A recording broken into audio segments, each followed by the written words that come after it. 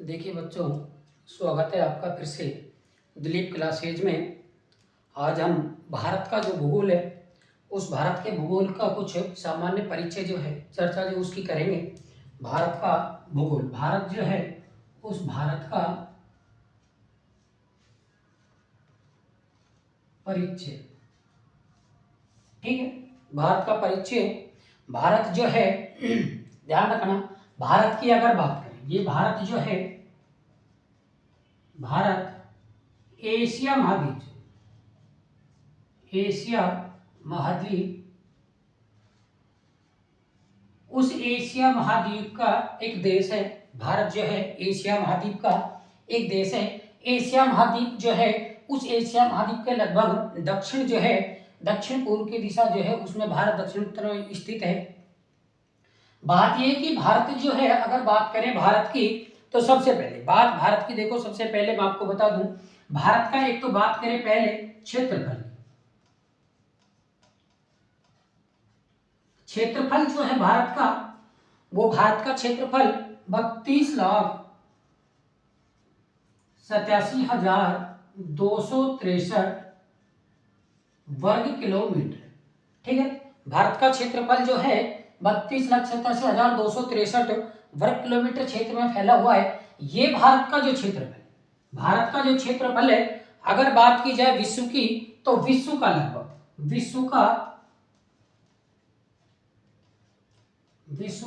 लगभग 2.4% भाग रखता है, ठीक।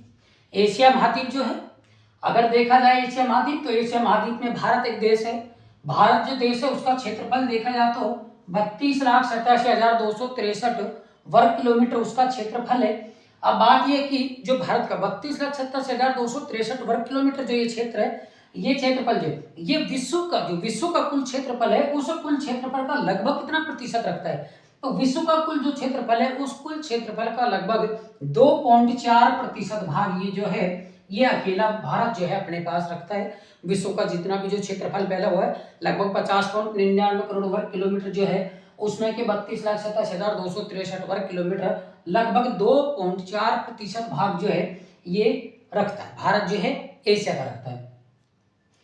बात यह कि भारत जो है, इस भारत में अगर बात करें भारत की, तो भारत जो है संघ राज्यों का संगठन है। भारत जो है उसमें संघ जो है, उन संघ राज्यों का एक संगठन है, उन संगठन से भारत का निर्माण हुआ है। तो बात करें कि भारत जो है, उस भारत में राज्यों की बात करें, तो राज्य जो हैं आपके 28 राज्य हैं, और केंद्र शासित प्रदेश जो हैं, वो केंद्र शासित प्रदेश आपके अब 8 हो गए, ठीक है। केंद्र शासित प्रदेश जो हैं 8 हो गए। आपको पहले भी बता चुका है कि केंद्र शासित जम्मू कश्मीर और लद्दाख जो है, वो अलग अलग केंद्र शासित प्रदेश हो गए। पहले 7 थे, फिर 9 हो गए। दमन दीप और दादरा नगर हवेली जो थे, उन दोनों को मिलाकर एक कर दिया। तो वर्तमान में 28 राज्य और 8 केंद्र शासित प्रदेश है। अच्छा, बात यह है कि भारत जो है, भारत अपना जो क्षेत्रफल रखता है, जो भारत का एक क्षेत्रफल है,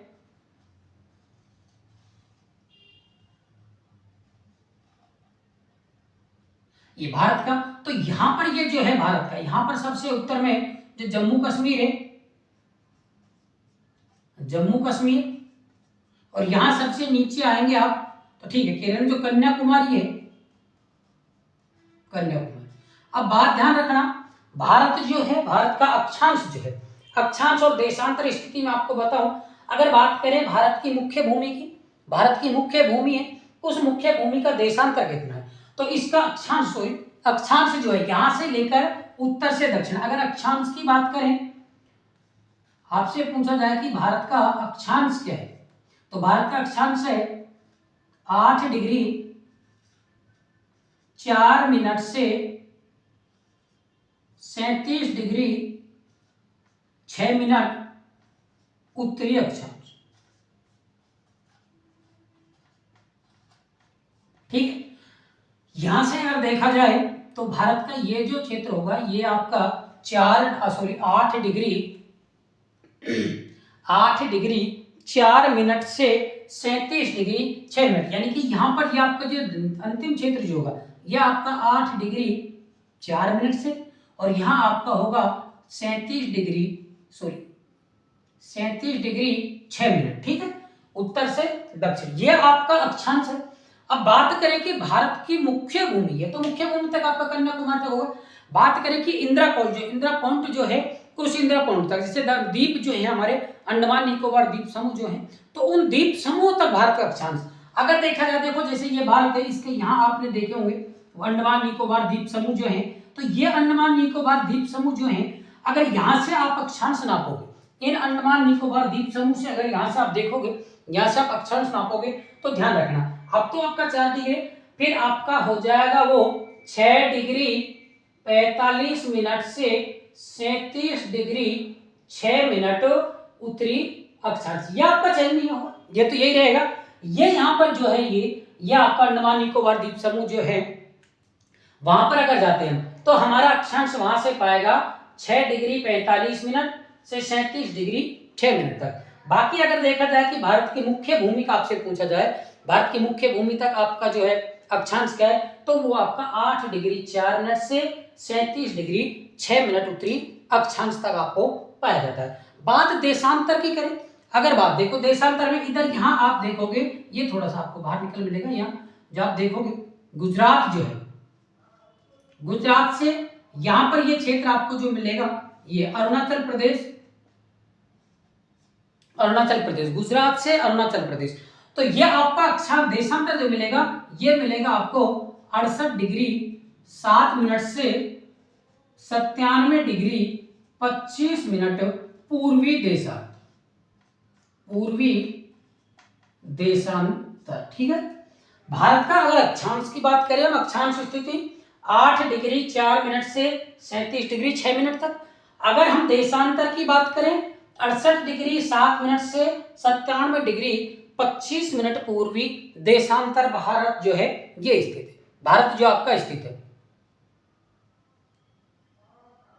हाँ, ये यहाँ से यहाँ दोनों, ये भी पूर्वी आपका, ये नहीं है, यहाँ अगर आप देखोगे, देखो तो ये भी उत्तरी अक्षांश आपका आएगा, और यहाँ भी आपका उत्तरी अक्षांश आएगा, यहाँ भी आपका पूर्वी अक्षांश आएगा, और यहाँ भी आपका पूर्वी अक्षांश आएगा। ये हमारे देश के अनुसार नहीं होती अक्षांश रेखा, विश्व जो है, विश्व का ग्लोब जो है, उस ग्लोब के आधार पर निर्धारित की जाती है। जैसे विश्व का ग्लोब, देखो मैं जैसे आपको बताऊं, विश्व का ग्लोब जो है, अभी एक मिनट मैं आपको विश्व का ग्लोब जो है वो बना के बता देता हूं।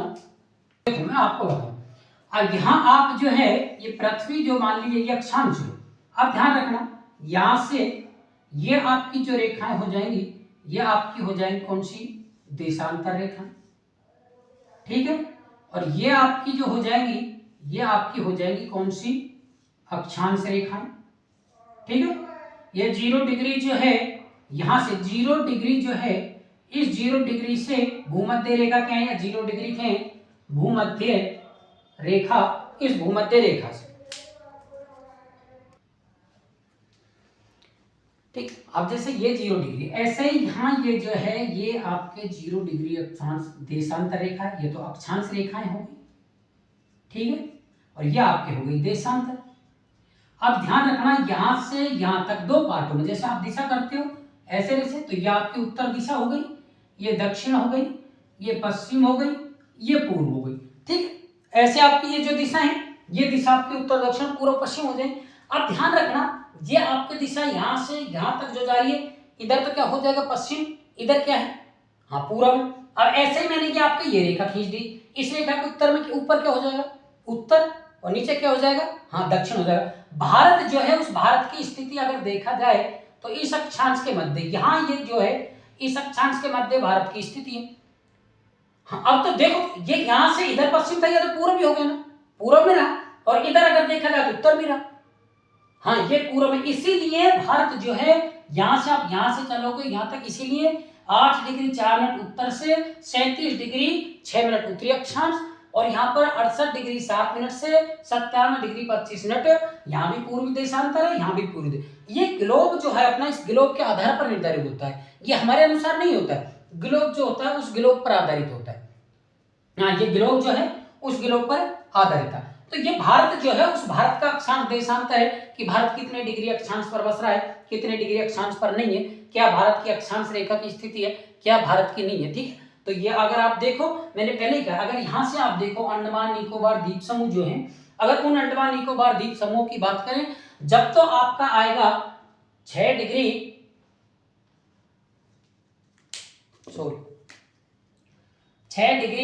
45 मिनट से 37 डिग्री 6 मिनट 37 डिग्री 6 मिनट तक यहां से आएगा।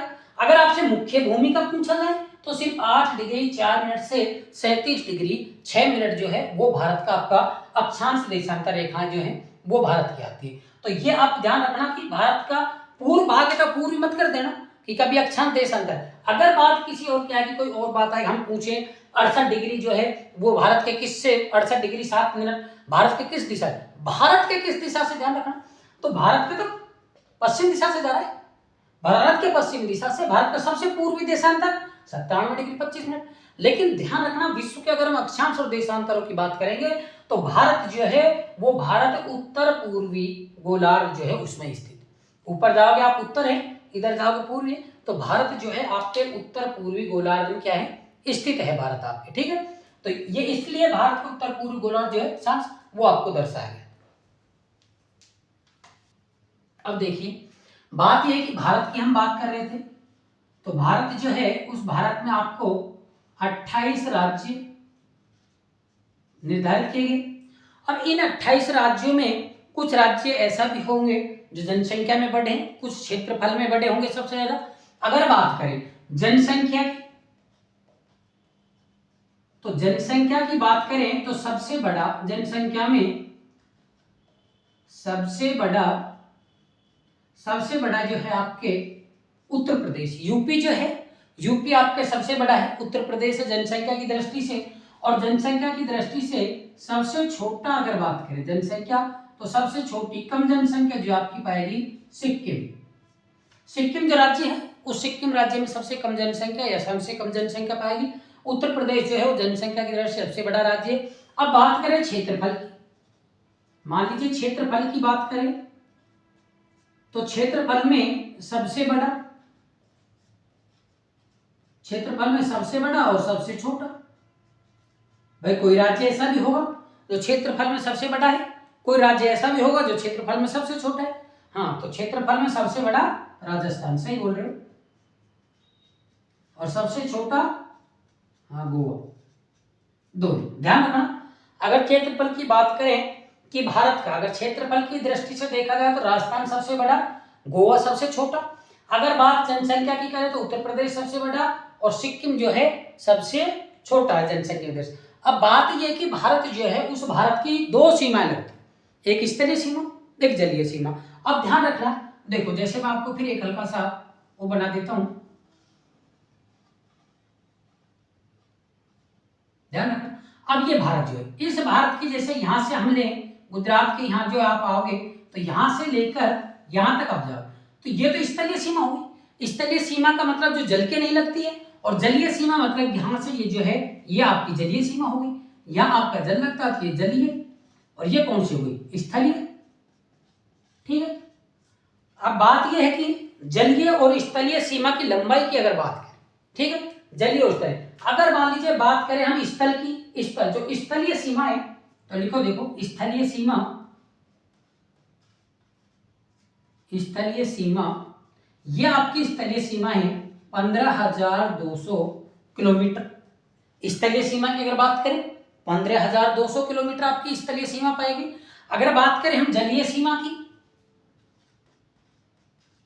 जलीय सीमा, तो जलीय सीमा आपकी 6100 किलोमीटर। ठीक है, जलीय सीमा आपकी 6100 किलोमीटर है। फिर मैं बता रहा हूं 6100 किलोमीटर इसलिए कि भारत के आप यहां मुख्य भाग जो है, एक मिनट, भारत के जो ये आपके यहां आपके जो मुख्य भाग, ये जो जल के लग रहा है भारत का ये भाग जो आपके यहां से जल के लग रहा है, इसकी लंबाई है आपकी कितनी, 6100 किलोमीटर।